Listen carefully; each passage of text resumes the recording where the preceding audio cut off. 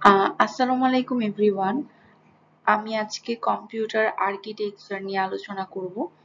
Computer আর্কিটেকচারের যে chapter 1 এর ইন্ট্রোডাকশন, কম্পিউটার আর্কিটেকচার কি, এই জিনিসটা নিয়ে আলোচনা করব।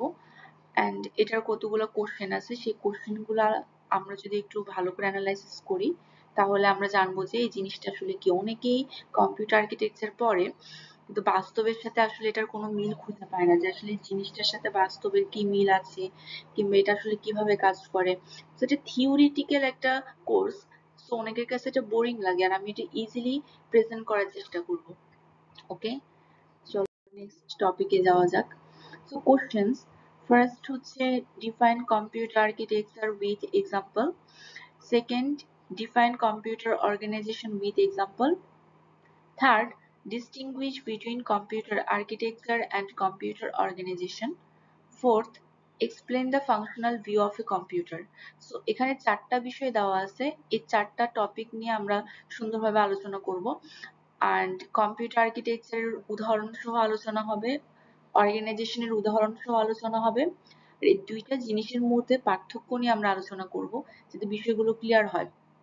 আর একটা কম্পিউটারের তো অনেক ধরনের ফাংশন আছে, সো আমরা ফাংশনাল একটা ভিউ দেখব, যে ভিউটার মাধ্যমে আমরা প্রকৃতপক্ষে জানতে পারবো যে আসলে একটা কম্পিউটারের কিভাবে আর্কিটেকচারালি ভিউটা কাজ করতেছে।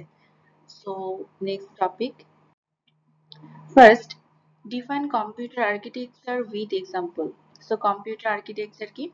Computer architecture refers to those attributes, attributes মানে কি বৈশিষ্ট্য, অফ এ সিস্টেম ভিজিবল মানে সিস্টেমটাকে দৃশ্যমান করে, to a programmer that have direct impact on the logical execution of a program.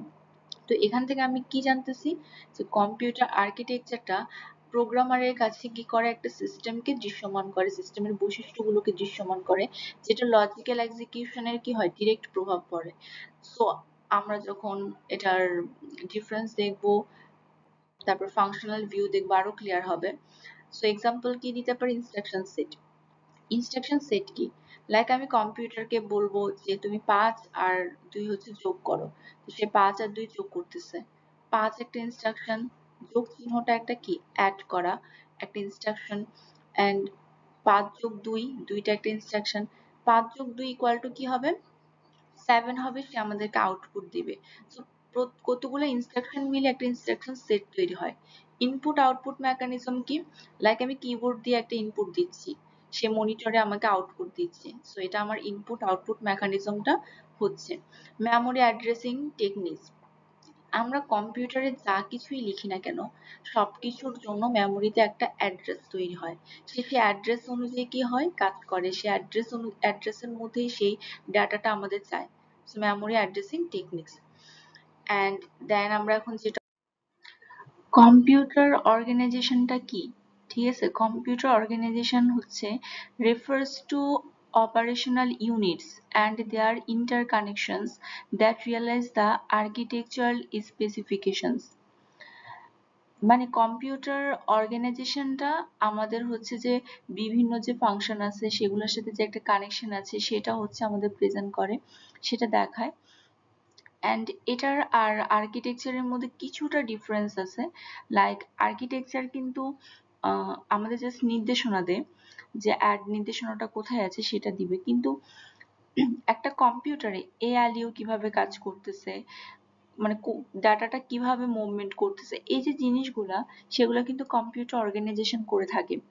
And এখানে আমরা এক্সাম্পল দেখতেছি কন্ট্রোল সিগন্যালস, এটা আমার একটা example. and the memory technology being used, interface between computer and peripheral. So আমরা যখন এখন ডিফারেন্সটা পড়বো আমাদের দুইটার মধ্যে পার্থক্যটা আরো ক্লিয়ার হবে। আচ্ছা, এখন আমরা পড়বো distinguish between computer architecture and computer organization. এখানে ফার্স্ট যে ডিফারেন্সটা আছে সেই ডিফারেন্সটা হচ্ছে, আমি যে সংজ্ঞা পড়িয়েছি মানে যে ডেফিনেশন পড়িয়েছি সেটাই দিয়েছি এখানে, যে computer architecture refers to those attributes of a system that have a direct impact on the logical execution of a program, and computer organization refers to the operational units and their interconnections that realize the architectural specifications. এখানে 2 নম্বরে যেটা আছে, architecture R those attributes, মানে architecture ওই বৈশিষ্ট্যগুলো visible to the programmer, যে প্রোগ্রামারের সামনে কি করে, বৈশিষ্ট্যকে কি করে, দৃশ্যমান করে। Organisation is how features are implemented, যে অর্গানাইজেশন কাজটা কি, সে দেখবে যে আসলে ফিচার্স যেগুলা সেগুলো কিভাবে কাজ করতেছে, ইমপ্লিমেন্টটা কিভাবে হচ্ছে। Architecture may survive many years, মানে আর্কিটেকচার অনেক বছর ধরে সেটা টিকে থাকে। Organisation changes into changing technology, so আমরা জানি যে প্রতি মুহূর্তে আমাদের টেকনোলজি কি হচ্ছে, চেঞ্জ হচ্ছে। তো যখন যখন আমাদের টেকনোলজি চেঞ্জ হয়, সাথে সাথে আমাদের অর্গানাইজেশনটাও চেঞ্জ হয়। All Intel 8.6 have the same architecture structure, মানে যতগুলো ইন্টেল 8.6 তাদের কিন্তু আর্কিটেকচার স্ট্রাকচারটা একই। All Intel 8.6 organizations are different versions. So organization এর কিন্তু ভার্সন, মানে অনেকগুলো ভার্সন থাকে Intel 8.6 এর। So computer architecture example আমরা আগেই জেনেছি, instruction set, input output mechanism, and control computer organization এর example হচ্ছে control signals, the memory technology being used. Okay, এখন আমরা যে টপিকটা জানবো সেটা হচ্ছে খুব ইম্পর্টেন্ট একটা টপিক, যে explain the functional view of a computer. So এটা এমন একটা টপিক যে আমরা যখন এটা এখন আলোচনা করব, তাহলে আমরা পুরো একটা কম্পিউটারের ফাংশন সম্পর্কে একটা ওভারঅল আমরা ধারণা পাবো। সো ফার্স্টে যেটা, অপারেটিং এনভায়রনমেন্ট। অপারেটিং এনভায়রনমেন্টকে আমরা বলি source and destination of data. So এটার মানে কি, যে অপারেটিং এনভায়রনমেন্টটা হচ্ছে কি বাইরের পরিবেশ থেকে এখানে ডাটা আসে। তো এই যে বাইরের পরিবেশ থেকে ডাটা আসে এটাকে আমরা বলতেছি সোর্স। অ্যান্ড ডেস্টিনেশন কেন বলবো, যেখানে আউটপুটটা যায়, না এক কথায় এই জায়গায় আমাদের যাত্রাটা শুরু হয়, আবার এখানে আমাদের যাত্রাটা শেষ হয়, এই জন্য আমরা এটাকে বলি সোর্স অ্যান্ড ডেস্টিনেশন। আমি সিম্পল ভাবে যদি একটা এক্সাম্পল বলি, যে কিবোর্ড দিয়ে ইনপুট দিলে সেটা কি হবে, সোর্স হবে। কিবোর্ডের ইনপুটটা কি, সোর্স। আর মনিটরে আমার যে ফলাফলটা দেখাবে, এই মনিটরে ফলাফল দেখানোটা হলো আমার destination. Then data movement apparatus. Data movement অ্যাপারেটাসটা হচ্ছে ডাটাটা এক জায়গা থেকে আরেক জায়গায় নিয়ে যাওয়ার কাজ করে। তো এক্সাম্পল হিসেবে আমি বলতে পারি, র্যাম থেকে সিপিইউতে ডাটা পাঠানো, আবার সিপিইউ থেকে মনিটরে পাঠানো। এই যে ডাটাটাকে র্যাম থেকে সিপিইউতে আবার সিপিইউ থেকে মনিটরে একটা জায়গা থেকে আরেক জায়গায় পাঠানো হচ্ছে, সেটার কাজ হচ্ছে data movement apparatus. Control mechanism, এটা খুবই ইম্পর্টেন্ট, কজ এটা পুরা সিস্টেমটাকে, একদম পুরো সিস্টেমটাকে সে কন্ট্রোল করে, সে নিয়ন্ত্রণ করে, যে কোন ডাটা কোথায় যাবে সেটা সে ঠিক করে দেয়। তো একটা এক্সাম্পল দিই, ধরো তুমি 5 আর 3 যোগ করবে, তা আমি জানি 5 আর 3 যোগ করলে কত হয়, 7 হয়, আমরা আগে থেকেই জানি। সো কন্ট্রোল ইউনিট সে নির্দেশ করে ডাটা 5 আর 3, ডাটা 5 আর 3 মেমোরি থেকে নিয়ে আসো। যখন সে অর্ডার করে যে 5 আর 3 থেকে 3 কে মেমোরি থেকে নিয়ে আসার জন্য, তখন সেটা 5 আর 3 কে মেমোরি থেকে নিয়ে আসা হয়। তারপর সে আবার তাকে অর্ডার করে যে সেটা প্রসেসরে পাঠাও। সাথে সাথে আমার সেই 5 আর 3 ডাটাটা প্রসেসরে চলে যায়। তারপর বলে যে রেজাল্ট 8 আবার আউটপুটে পাঠাও। তখন প্রসেসরে প্রসেসিং হয়ে রেজাল্ট যে 8 টা সেটা আমার আউটপুটে পাঠানো হয়। তো এই ক্ষেত্রে আমরা কি বুঝতে পারতেছি, সে আসলে পুরোটা ফাংশনকে সে কি করতেছে, সেখানে কন্ট্রোল করতেছে। সো ডাটা স্টোরেজ ফেসিলিটি, এখানে আসলে একটা ডাটা অস্থায়ীভাবে রাখা যায়, আবার একটা ডাটাকে আমরা এখানে স্থায়ীভাবেও রাখতে পারি। আমি যে এক্সাম্পল বলি, যেমন র্যাম। র্যাম কিন্তু আমার অস্থায়ী মেমোরি, সেটা আমরা জানি যে র্যামে কখনো ডাটা স্থায়ী থাকে না। রমে কিন্তু আবার ডাটা স্থায়ী থাকে। আবার হার্ড ডিস্ক কি আমরা স্থায়ী একটা data. So data processing facility, এখানে আসল গণনা মানে প্রসেসিংটা এখানে হয়, মানে এরিথমেটিক লজিক এই কাজগুলো এখানে হয়, মানে এ আলিওর যে কাজগুলো সেটা সে করে থাকে। ধরো আমি মাল্টিপ্লিকেশন দিয়ে একটা এক্সাম্পল বলি, ধরো তুমি 10 into 2, তা আমরা জানি 10 দুগুণ কি 20। এখন সিপিইউ এর ALU মানে এরিথমেটিক লজিক ইউনিট যেটা, সে হিসাব করে তোমাকে 20টা বের করে দিবে। তো তুমি তো নর্মালি জাস্ট লিখতেছো 10 into 2। তো কখনো কি চিন্তা করছো যে 10 দুগুণ 20, 20টা আমার কাছে সে কিভাবে দিচ্ছে? এই যে 20টা যে তোমার কাছে প্রেজেন্ট করতেছে, ALU প্রেজেন্ট করতেছে। সে ALU মানে এরিথমেটিক লজিক ইউনিট, সে তোমার কাজটাকে ইজি করে 20 করে তোমাকে রেজাল্টটা প্রেজেন্ট করে। এখন ওই পুরাটাকে একটা এক্সাম্পল দিয়ে আমি বুঝাবো। সিম্পলি আগে যে এক্সাম্পল দিয়েছি ওরকমই। ধরো তুমি ক্যালকুলেটরে 7 প্লাস 5 দিলে, 7 প্লাস 5, সো 7 আর 5 যোগ করলে কত হয়? 12 হয়। সো প্রথমে অপারেটিং এনভায়রনমেন্ট থেকে শুরু করি।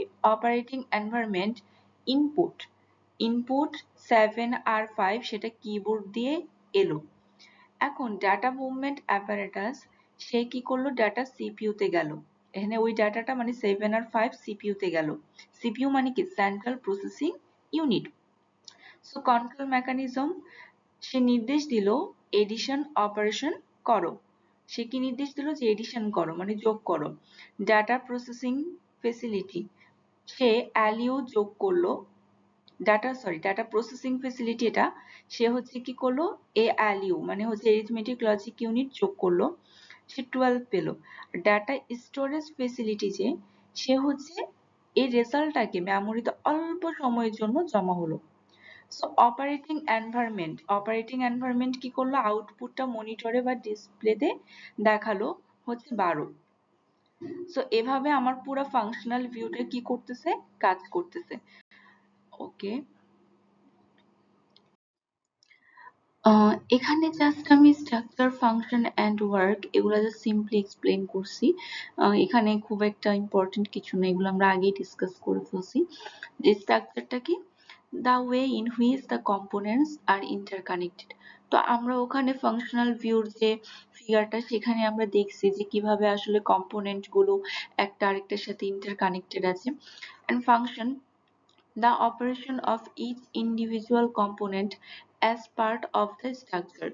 so এখানে অপারেশনাল মানে ইন্ডিভিজুয়াল কম্পোনেন্ট গুলো, প্রত্যেকটা ইন্ডিভিজুয়াল কম্পোনেন্ট সেগুলি স্ট্রাকচারের এক একটা কি পার্ট। ওয়ার্কিংটা আমরা দেখছি, ডাটা প্রসেসিং হয়, ডাটা মুভমেন্ট হয়, ডাটা স্টোরেজ হয়, কন্ট্রোল হয়।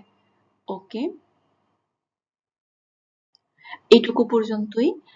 সো এতক্ষণ পর্যন্ত ধৈর্য সহকারে আমার এই ভিডিও দেখার জন্য আপনাদেরকে অনেক অনেক ধন্যবাদ। অ্যান্ড যদি আপনাদের কোনো টপিক বুঝতে সমস্যা হয় তাহলে আমাকে প্লিজ কমেন্ট বক্সে জানাবেন। আর আমার কোনো ভুল হলে সেটাও আপনারা আমাকে ইনক্লুড করে দিবেন। আর নতুন কোনো যদি ভিডিও আপনারা চান, যে আপনারা কোনো একটা টপিক, সিএসসি রিলেটেড কোনো টপিক, কিংবা আপনার ক্লাস 1 থেকে শুরু করে 12 পর্যন্ত যে কোনো ধরনের কোনো ম্যাথমেটিক্যাল কিংবা ফিজিক্স, কেমিস্ট্রি যে কোনো সাবজেক্ট রিলেটেড কোনো সমস্যা যেটা হয়তো আপনারা বুঝতেছেন না, আপনাদের কাছে কঠিন লাগে, সেটা আমাকে প্লিজ কমেন্ট বক্সে জানাবেন। তাহলে আমি সেই রিলেটেড ভিডিওগুলো আপনাদের সামনে প্রেজেন্ট করব। ওকে, অ্যাগেইন থ্যাংক ইউ।